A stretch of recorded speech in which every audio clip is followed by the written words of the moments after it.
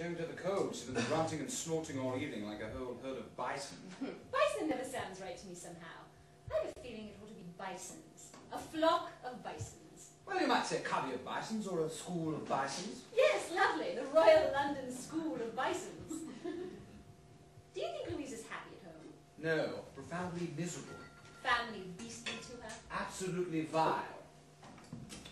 Knock her about, make her eat the most disgusting food and pull her fringe. Oh, poor Louise. Well, you know how the French are. Yes, indeed. I know what the Hungarians are too. What are they? Very wistful. It's all those pretzels, I shouldn't wonder. And the pusa. I always felt the pusa was far too big. Danube or no Danube. Have you ever crossed the Sahara on a camel? Frequently. Used to do it all the time when I was a boy. My grandmother had a lovely seat on a camel. There's no doubt about it. Foreign travel is the thing. Would you like some brandy? Oh, just a little. I'm glad we didn't go out tonight. Or last night. Or the night before. There's no need to really when we're cozy here. Exactly. It's nice, isn't it? Strangely peaceful.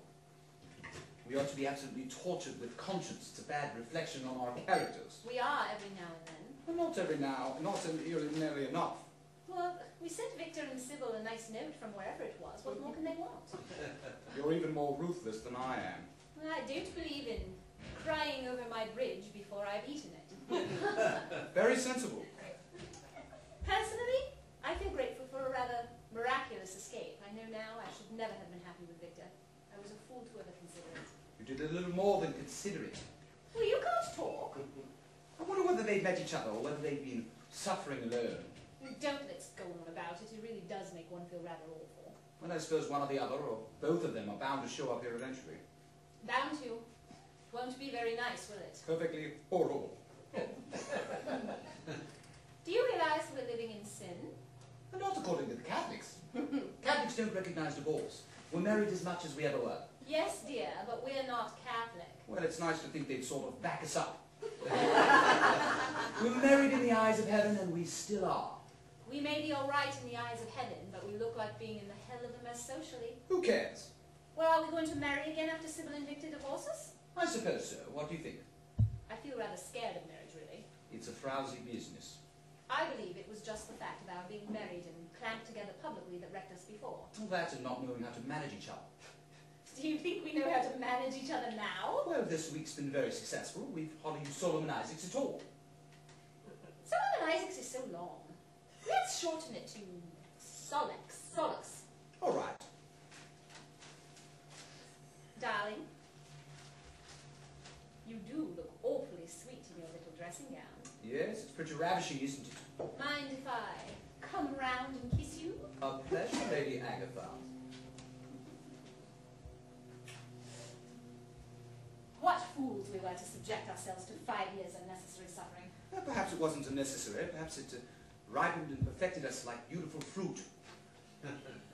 When we were together, did you really think I was unfaithful to you? Yes, practically every day. I thought you were too. I often used to torture myself with visions of your bouncing about on divans with awful widows. What widows? I was thinking of Claire Levenham, really. Oh, Claire. What did you say? Oh, Claire, like that for? Sounded far too careless to me. What a lovely creature she was. Lovely. Lovely, lovely, lovely. Darling! Did you have an affair with her? Afterwards, I mean? Why do you want to know? Curiosity, I suppose. Dangerous. Not now. Not dangerous now. After all, I don't expect you to have been celibate during those 5 years any more than I was. What? After all, Claire was undeniably attractive. A trifle over-vivacious, I always thought, but that was probably because she was fundamentally stupid. That's what you mean about not being celibate during those 5 years. What do you think I mean? Oh, come now, please. What's the matter? You know perfectly well what's the matter. You mustn't be unreasonable. After all, I was only trying to stamp out the memory of you. I expect your affairs well outnumbered mine anyhow. That's different. I'm a man. Oh! Excuse me a moment while I get a caraway biscuit and change my crinoline. It doesn't suit women to be promiscuous. It doesn't suit men for women to be promiscuous. Very, very modern, dear. Your advanced views really quite startle me. You mustn't be cross, Elliot. I haven't been so dreadfully loose, actually. After all, 5 years is a long time, and even if I did nip off with someone now and again, they were none of them very serious. Please. Well, what about you? Do you really want me to tell you? No, I don't. I don't, Elliot. I was madly in love with a woman in South Africa. Did she have a ring through her nose? Don't be revolting. Darling, we're tormenting one another. Sit down, my sweet. I'm scared.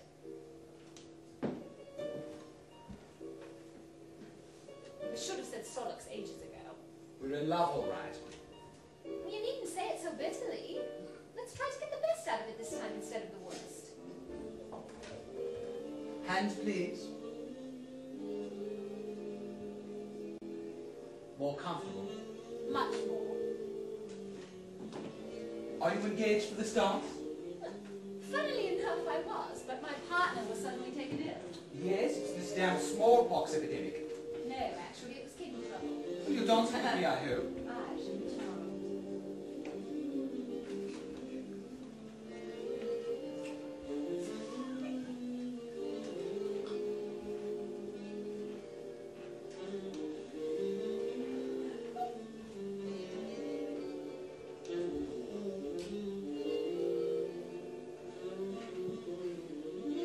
Quite a good floor, isn't it? Oh, yes, indeed. I think it needs a little borax. I love borax.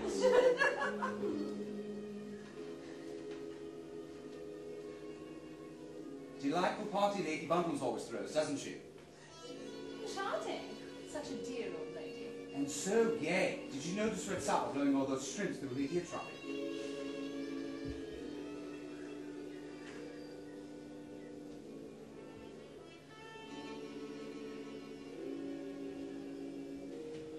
What are you thinking about? Nothing in particular. Come on, I know that face. Poor Sybil. Sybil? I suppose she loves you terribly. Oh, come now, not as much as all that. She didn't have a chance to get really underway. I expect she's dreadfully unhappy. Oh, come now, Amanda, we've had all that before. Well, we've certainly been very busy trying to justify ourselves. It isn't a question of justifying ourselves. It's the true values of the situation that are really important.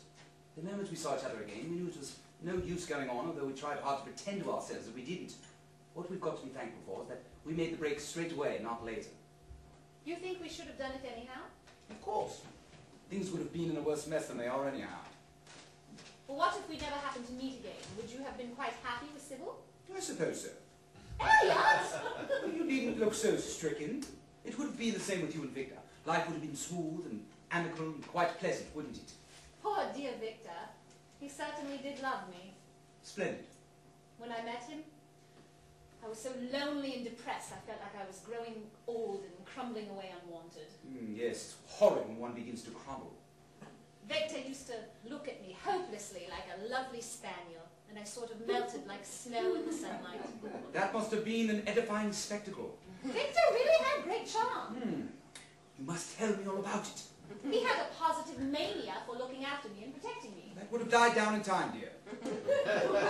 You mustn't be rude. There's no necessity to be rude. I wasn't in the least rude. I merely made a perfectly rational statement. Your voice was decidedly bitter. Victor had glorious legs, hadn't he, and fascinating ears. Don't be silly.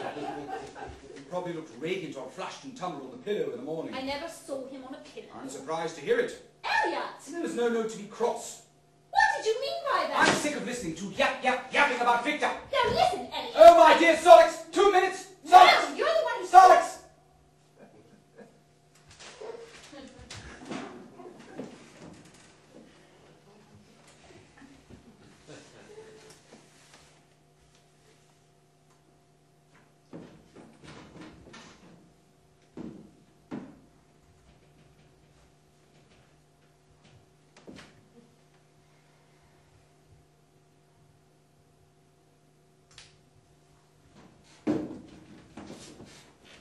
That was a near thing. It was my fault. I'm terribly sorry, darling. I was awfully irritating. I'm sure Victor was very nice, and you're perfectly right to be sweet about him. That's downright handsome of you, sweetheart. I think I love you even more than before. Isn't it ridiculous? Put your feet up. All right.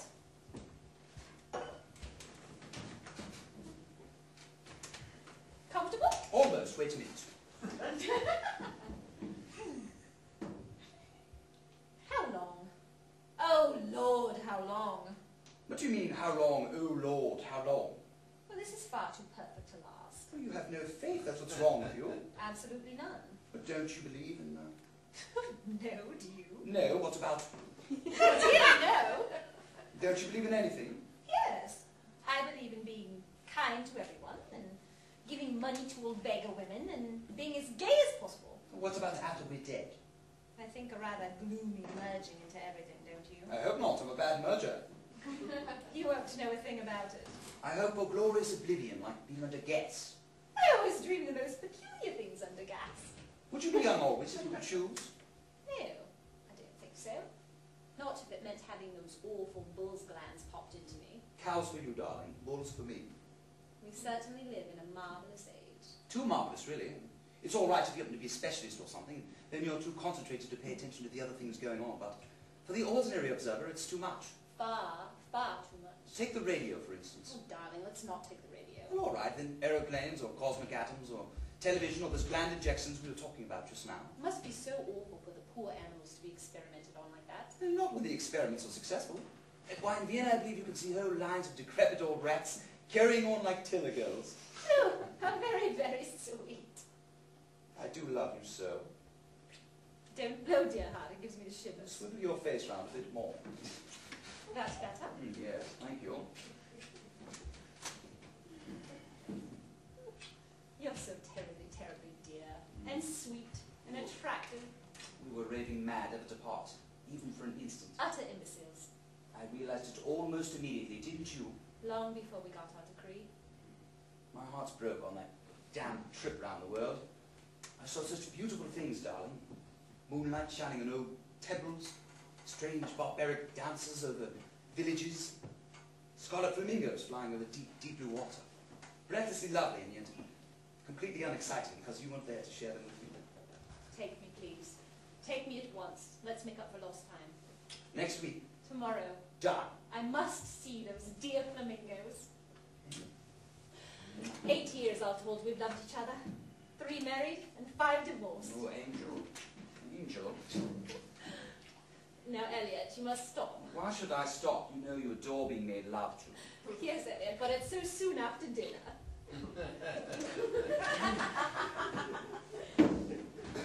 You really do say the most awful things. I don't see anything particularly awful about that. No sense of glamour, no sense of glamour at all. Well, it's difficult to feel glamorous with a crick in the neck. Why didn't you say you had a crick in your neck? Well, it's gone now. How convenient.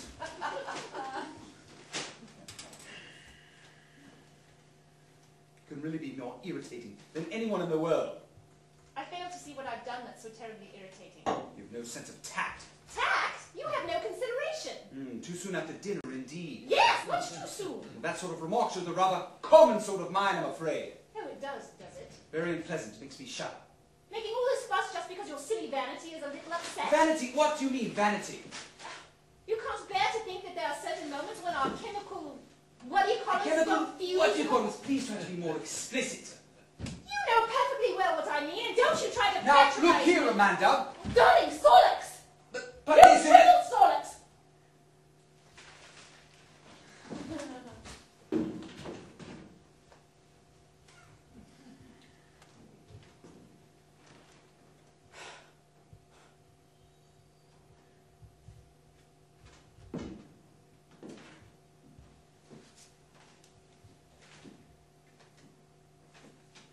Summertime and the living is easy. Fish are jumping and the cotton is high. Oh, your daddy's rich and your mama's good looking. So hush, pretty baby, and don't you cry.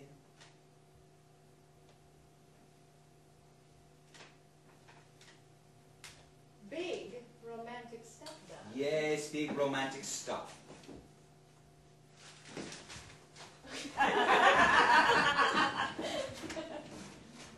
You're the most thrilling, exciting woman that was ever born.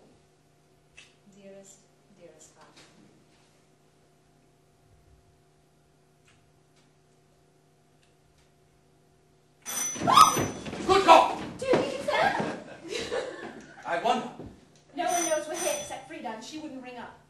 must be there. What are we to do? We're all right, darling, aren't we? Whatever happens. Now and forever, my sweet. I don't care then. It's bound to come sooner or later. Hello? What, madame? Comment? Madame de Villon? Oui, oui, oui. Someone wanted to talk to the dear Madame de Villon. Who's she? I haven't the faintest idea. Je regrette, monsieur, mais Madame de Villon, de Prémati pour Madagascar. That gave me quite a fright. It sent shivers up my spine. What are we to do if they suddenly walk in on us? Behave exquisitely. With the most perfect poise? I shall probably do a court curtsy. Things that ought to matter dreadfully don't matter at all when one's happy, do they? What's so horrible is that one can't stay happy. But darling, don't say that. It's true. The whole thing is a very poor joke. Meaning that most beautiful and sacred thing, love. Yes, meaning just that. What does it all mean? That's what I ask myself in this ceaseless quest for ultimate truth. Dear God, what does it all mean? You mustn't laugh at me. I'm serious. Darling, you mustn't be serious. It's just what they want. Who's they? All of those futile moralists who try to make life unbearable for the rest of us. Laugh at them. Be flippant. Flippancy brings out the acid in a damn sweetness and light. If I laugh at everything, I must laugh at us too. Certainly you must. We're figures of fun, all right. How long will it last, this ludicrous, overbearing love of ours? Who knows? Shall we always want to bicker and fight? No, that desire will fade along with our passion. Oh dear. Shall we like that? Well, it depends on how we've played. What if one of us dies? Does the one that's left still laugh? Yes, with all his might. Well, that's serious enough, isn't No, it? death's very laughable. Such a cunning little mystery done with mirrors. Darling, I do believe you're talking nonsense. And so is everyone else in the long run. Let's be superficial and pity the poor philosophers. Let's blow trumpets and squeakers and party as much as we can like very small, quite idiotic school children. Let's savor the delight of the moment. Come and kiss me, darling, before your body rots and worms pop out of your eye sockets. Elliot, worms don't pop. I don't mind, you see. You can paint yourself bright green and dance naked in a porcelain dome and rush off madly with all the men in the world, and I shan't say a word as long as you love me best. Thank you, darling. The same applies to you, only if I so much as catch you looking at another woman, I'll kill you. Do you remember that awful scene we had in Venice? Which particular one? The one when you bought that little painted wooden snake on the piazza and put it on my bed. Oh, Charles. That was his name, Charles. He did wriggle so beautifully. Horrible thing, I hated it. I know you did. You threw it out the window into the Grand Canal. I don't think I'll ever forgive you for that. How long did the row last? It went on for days. Well, the worst one was in Cannes when your curling irons put a hold of my new dressing gown. It burnt my comb too and all the towels in the bathroom. That was a rouser, wasn't it? That was the first time you ever hit me. I didn't hit you very hard. The manager came in and found us rolling on the floor, biting and scratching like panthers. I can still remember his face. Oh, how ridiculous. How utterly, utterly You ridiculous. were very much younger then. Very much sillier. As a matter of fact, the real cause of that row was Peter Burton. Oh, you knew there was nothing in that. I didn't know anything of the sort. You took presents from him. You said you did. Presents? Only a trivial little brooch. I remember it well, bristling with diamonds in the worst possible taste. Not at all. It was very pretty. I still have it and wear it often. You went out of your way to torture me over Peter Burton. No, I didn't. You worked the whole thing up in your jealous imagination. You must admit he was in love with you, wasn't he? Just a little, perhaps, nothing serious. Well, you let him kiss you. You said he did. Well, what of it? What of it? It gave him a lot of pleasure and it didn't hurt me. What about me? Well, if you hadn't been so nosy and suspicious, you'd never known a thing about it. Oh, that's a nice point of view, I must say. Dear, I'm bored with this conversation. So am I. Bored stiff. Want some brandy? No, I'll have a little, I think. I don't see why you want any. No particular reason. Anyhow, they were very small ones. Seems so silly to go on and on and on with a thing. I can hardly call 3 glasses of brandy in the whole evening going on and on and on. It's become a habit with You you. needn't be so grand just because you don't happen to want it yourself at the moment. Oh, do shut up.